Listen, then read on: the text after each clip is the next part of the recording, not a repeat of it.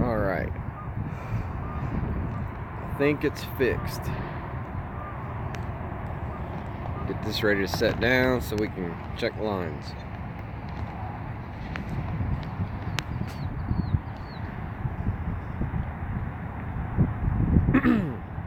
All right.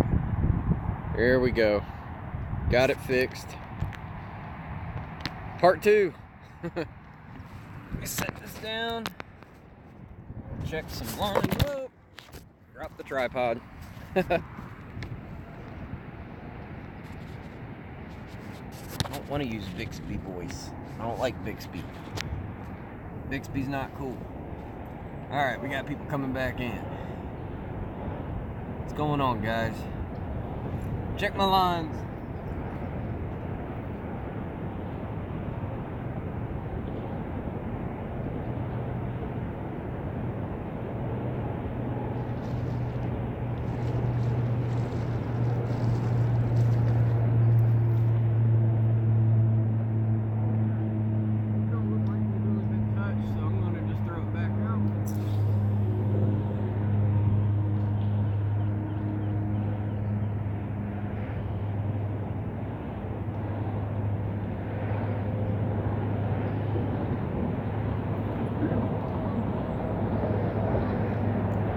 It's been a while since we got to do the lunch break.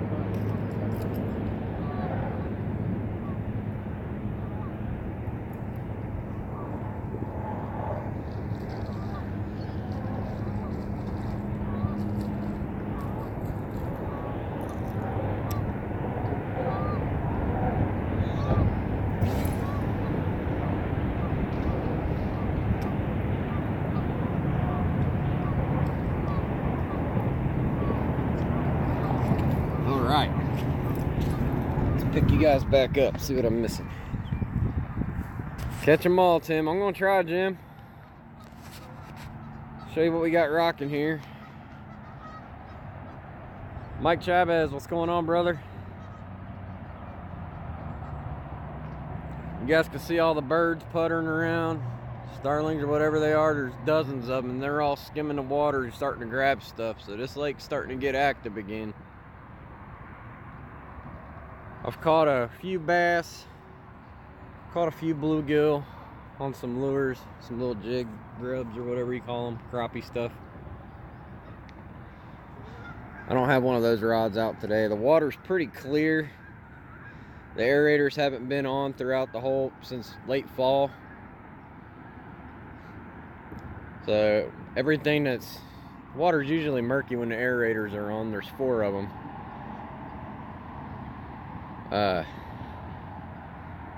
And it's got stuff clear, but everything that's been floating on the surface is all getting blown one way. I'm hoping we can get a lot of that cleaned out. We need to do a walk around when it warms up and get rid of all the junk that washes over from the highway up there. It just rolls down the hill, and where that little mouth is over there, that little bridge. Let's see, let me pick a color. Right here. That's where a lot of that stuff rolls into here, all the junk from the highway and the rain. I've had tons of rain. It's been washing stuff into the lake. And if anybody's tuning in for the first time, this is at my job, GKN Aerospace. It's where I work. And when it's nice out, I get to come out on my lunch breaks and try to catch some fish. And even when I'm not working, if I wanted to come out here for an all-nighter, I'm able to.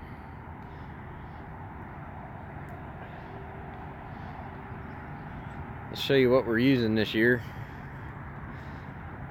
I got my river riders there. These are ones I made myself here. Shakespeare Ugly Stick. One of my favorite rods. Very affordable, very powerful, very durable rod. 6500 C3s. They have 6 bearing upgrades and ceramic pawls. And for the first time this year, we got them rigged up with 30-pound slime line. Had to run outside and show my 2-year-old the deer in Mom's yard. It's about time for them to start coming out and being more active. This is a slightly newer C3. It's not one of the brand new ones. A little bit newer than that one over there. And then these are my custom River Rider rod holders made by Rod Hember. If you guys want to check them out, RPH Enterprises, just go to riverrider.com. We had them for show at the Catfish Conference. They work pretty darn good.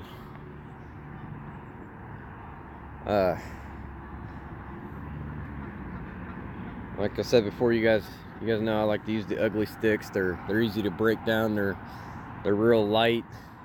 Me being a bank fisherman, I'm all about using light gear, light but tough gear.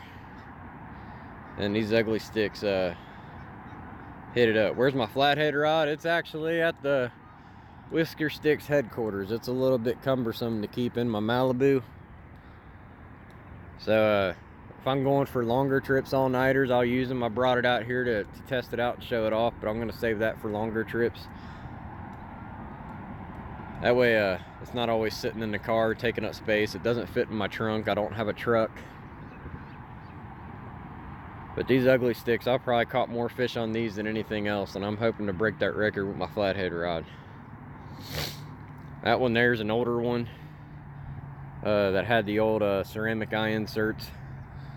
Still not damaged, still not broken. This rod's older than dirt. You can see some of the epoxy's cracked up a little bit, and it still holds good. I've caught my biggest fish on this rod. Caught my biggest flathead on this rod, 32 pounds. Don't get the Pro Cat rod from Bass Pro. I'm not really fond of those. I've tried quite a few rods. The B&M Silver Cat's a good rod, same price as these. I just don't like how short the handle is. It's the only cheap paracord handle you're gonna get out of the box for 40 bucks. They do sell them at Walmart. What else we got going on here? Here's the rest of my bait.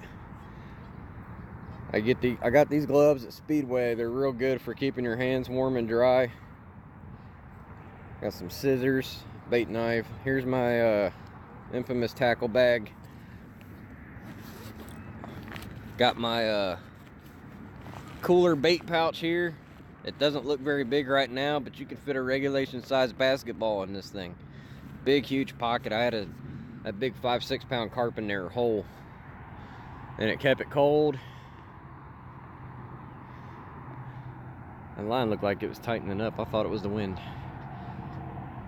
What's the biggest cat you have caught from this place? 32 pounds, Mike. It's pretty big. It goes all the way back to that back tree line around that point there.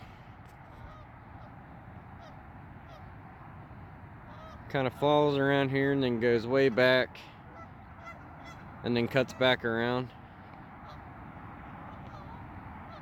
It's pretty nice. There's a plentiful amount of flatheads and channel cats in here.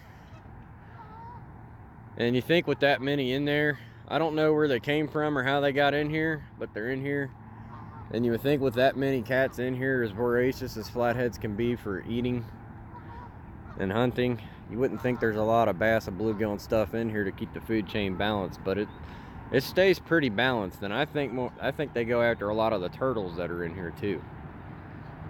There are lots and lots of turtles. There's hundreds of turtles in this lake in the spring and summertime when it warms up. So it makes it hard to use stuff like chicken livers, night crawlers, hot dogs, all your channel cat type baits. About the only thing they don't touch is stink bait. So Secret 7, Sudden Impact. I haven't used catfish bubble gum, but any of your organic bait, even cut bait or live bait, they go after it. I probably caught more turtles out of here than I've caught catfish, but I have caught a lot of catfish. Oh, and if you guys want to get that backpack, it's at Walmart. Forgot to tell you guys that. I did a video on it, showed you guys all about it. Look farther down on the YouTube channel. I think we got it on there. It's a little chilly. It's just shy of 40 degrees, I think. But the sun was out, it was feeling nice, and I was like, I'm gonna get some lines wet, because I haven't got to do it in a long time. I've been going stir crazy not being able to fish, even if it's just for a half hour. I don't think I've got to fish since before the catfish conference. Or maybe it was shortly after. I think we had one abnormal warm day and I got to put lines out. I was gonna do it yesterday. It looked really nice out, and a few hours into the shift, the clouds rolled in, it started to sprinkle rain, and then it changed over to snow, and I'm like, man, I'm glad I didn't put those out.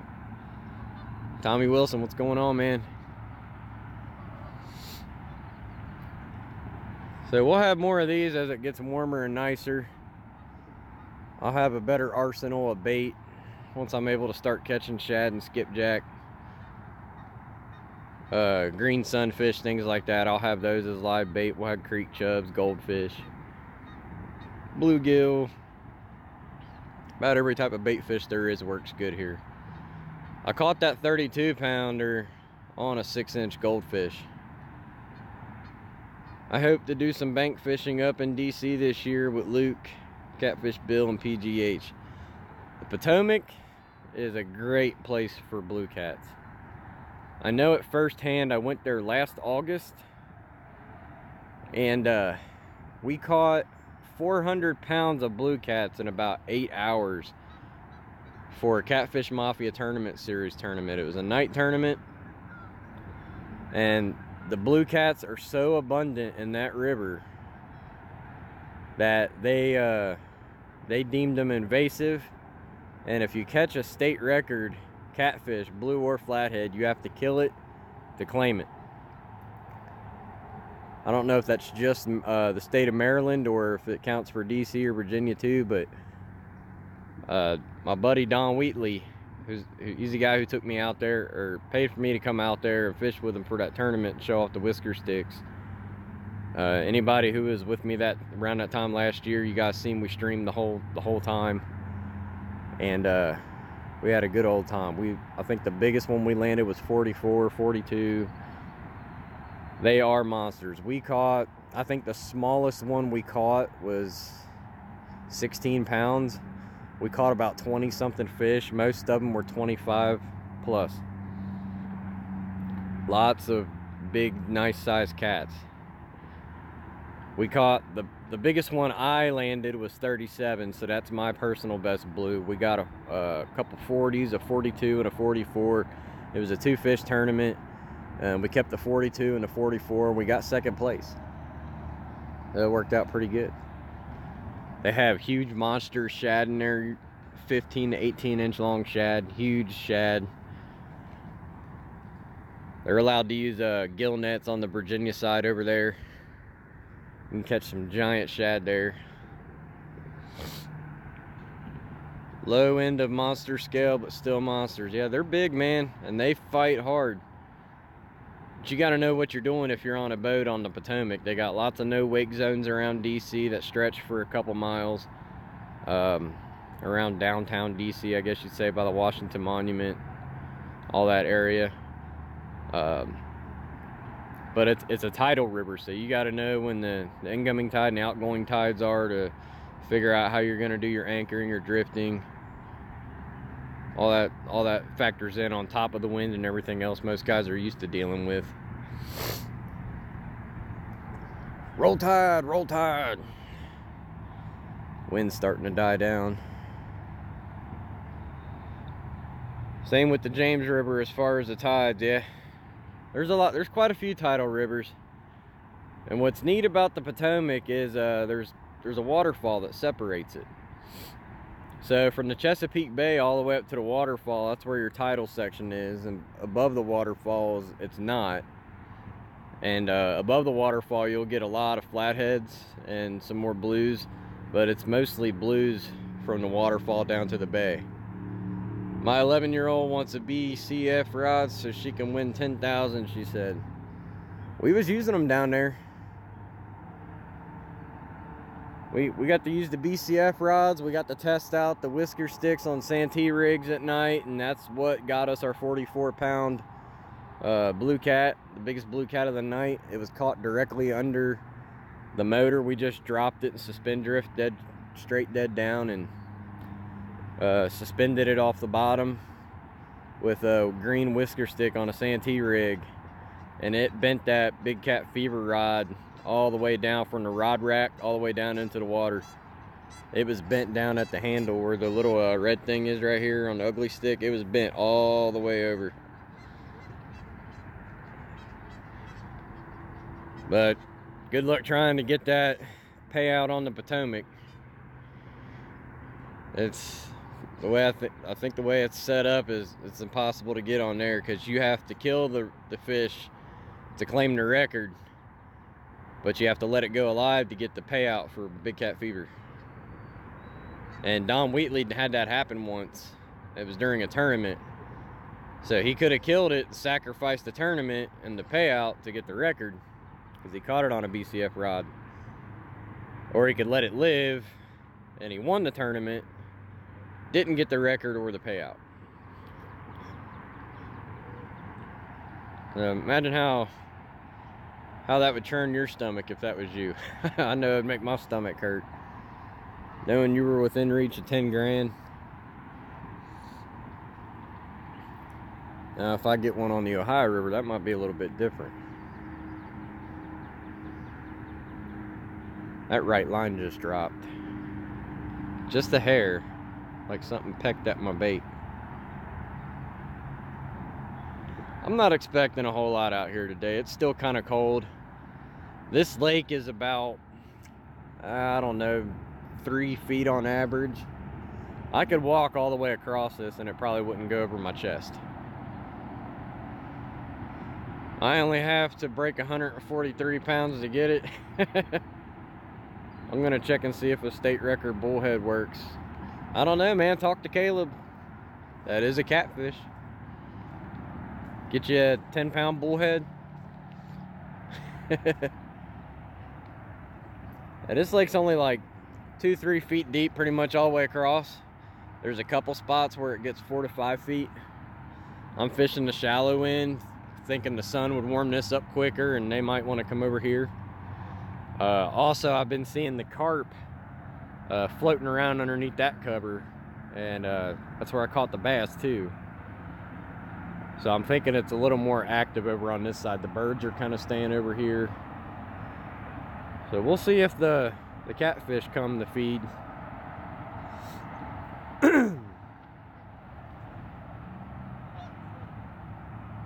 It's a peaceful little spot to fish. We bring the wife here, I bring the kids here, my mother-in-law, my parents. We bring the family out time and time again, and we've all caught some nice ones here. State record bullhead for Kentucky is almost 5 pounds. 3 ounces shy of 5 pounds.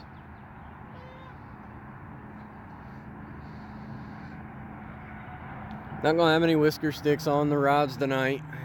We're by the all the light poles, so it'll be pretty easy to see. And I don't have any new batteries on me. The batteries I've been using finally died, where they're not very visible to see. I think they're running past probably 600, 700 hours on them things. They're about shot. And all my batteries are back at the shop with the thousands of other ones. We got a long way to go on production for those still too. So I think we're all caught up on our pre-orders. I think we have 2 orders that have invoices sent out but still haven't been paid yet. So we haven't filled those yet until we receive payment. But now we're starting to work on catching up our tournament sponsorship packages, our organization event sponsorship packages. And we've got a hefty number of them to do. I think we're probably looking at around 1,000 lights or so total for the year, as it stands right now for sponsorship packages. So we got some work to do. And then we still have to build up stock for all of our dealers and all you guys who want to order some. We've been working on bulk assemblies, getting them built up and ready for you guys to buy. Don't forget to check out our Teespring store if you guys have had any interest in wearing some cool apparel like this cool hoodie right here. Whisker Sticks hoodie. This is the special edition. I don't know if I can show it. Catfish don't have curfews. Once I know that it's trademarked and I'm not going to get sued for using it, I'll leave it up for everybody to get. We got a website in the works, so you guys won't have to write us on Facebook no more. If you guys want to buy lights, you can just go to the website and click what you want and buy it. Get out of that light. We have what do we have on the Teespring store? We got iPhone cases, beach towels, shirts, hoodies, kids clothes. We have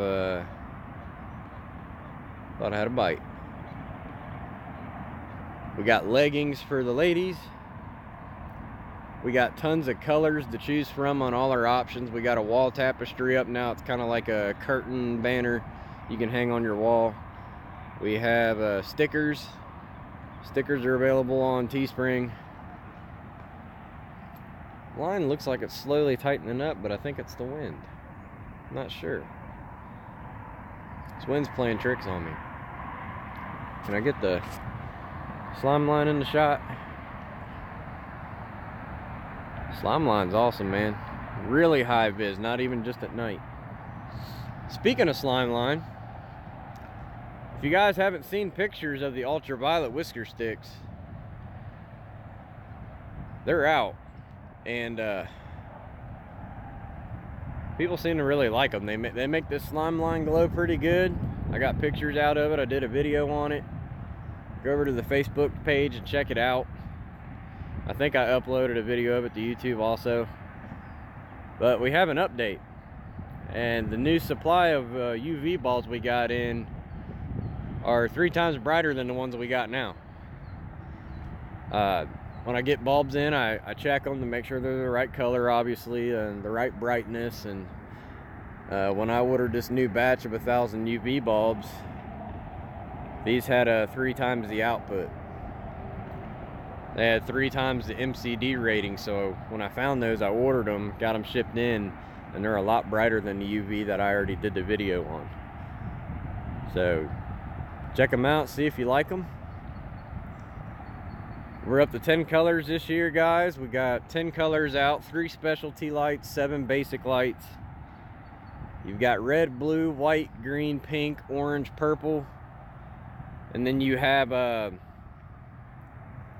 slow color changer, fast color changer, and the UV black light. See how it does on fluorescent braid. I'll have to buy some. I don't have any braid. I never really use it. We'll have to look into that. I'm pretty sure any high vis color, anything orange or yellow or green or pink or white will pop up really good. I tested it on cotton balls and my shoelaces during the daylight, and it had way more output than the ones we were making, which still worked pretty good, but these will work even better. We got the new prices in effect. For anybody that don't know, it's gonna be that rod tip bounced. We got a nibble. It'll be $4.99 for the basic colors, $13.49 for 3, $44.99 for 10, and then we got the specialty lights is $5.99 for 1, $16.49 for 3, and $54.99 for 10, plus cost of shipping. And I believe, pretty sure it's 20 units and under, you get $4.99 on the shipping.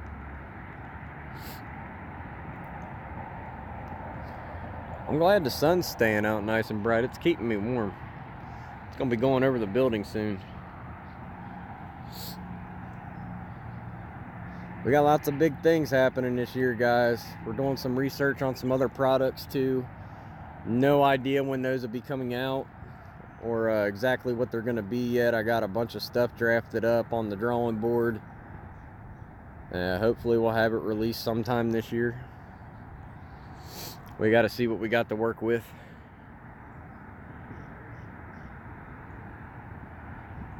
Whisker Sticks is going to be big this year, boys. And I wouldn't be where I'm at if it wasn't for all you guys. So just wanted to take a second to say thank all of you for your support and helping me grow. I seen a quote that said success, I forget how it's worded, but your success is defined by the people that believe in you. Success isn't defined about what you do, but it's about the people that believe in you. If you got nobody to support you, it makes it very, very, very hard to grow.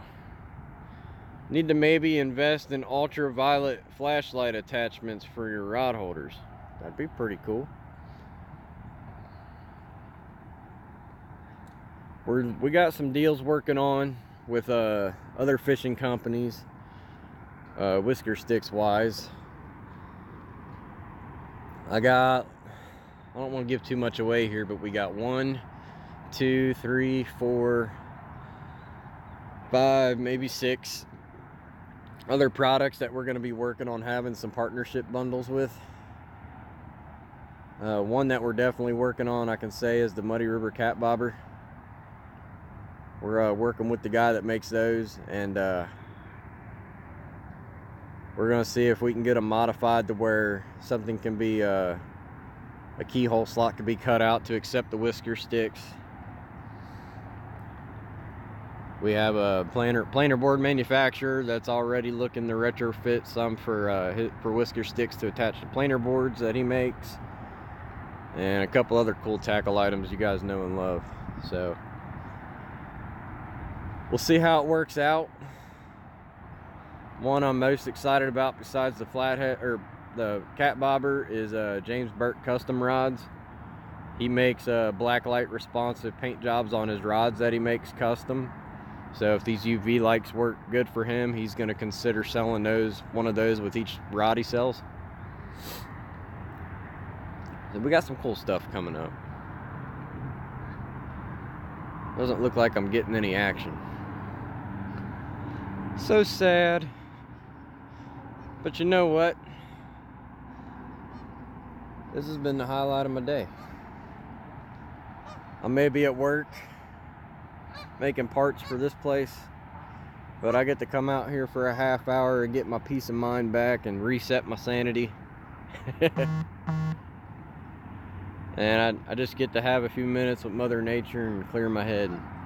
Even if I don't catch nothing, it's still a great view.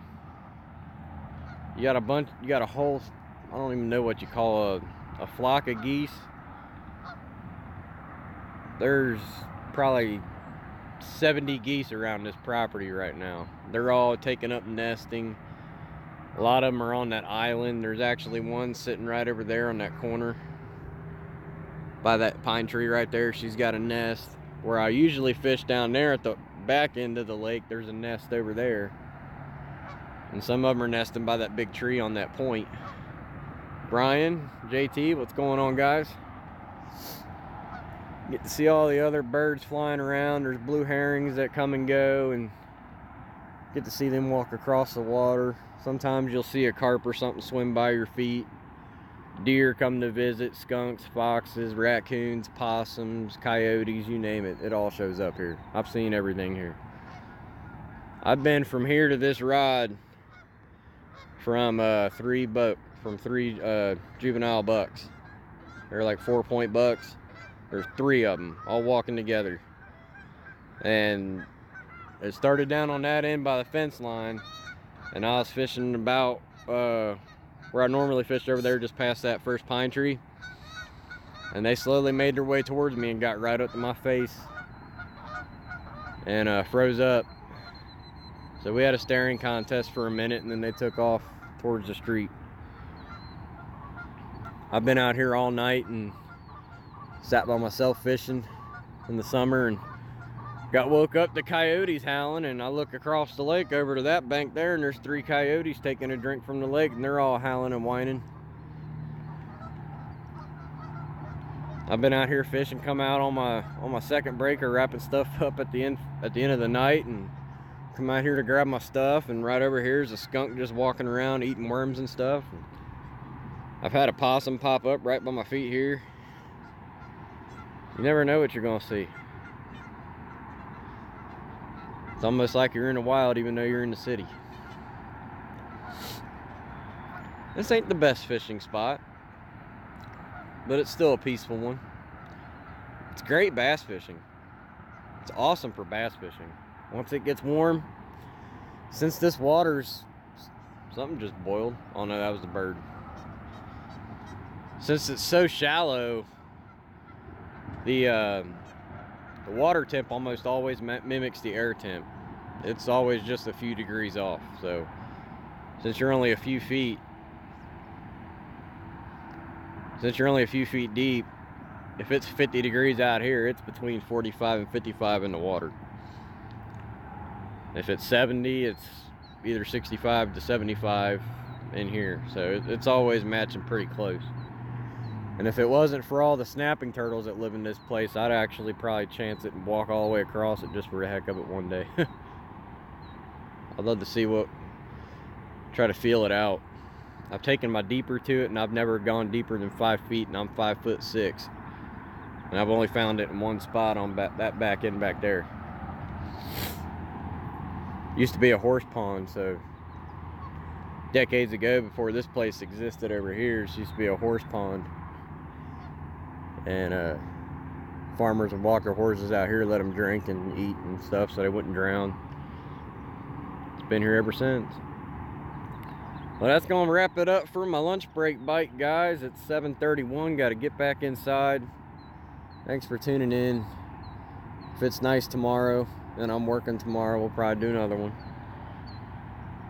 If you guys like what you see, like listening to me ramble, hit subscribe. Make sure you tap on the notification button on so you can see when we do it again. Share it with your buddies. Give it a thumbs up. We appreciate the support. Until next time, guys, we'll catch you later.